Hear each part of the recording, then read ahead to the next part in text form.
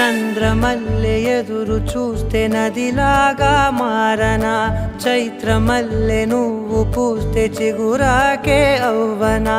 నన్నే వరించే యువరాజును అంటే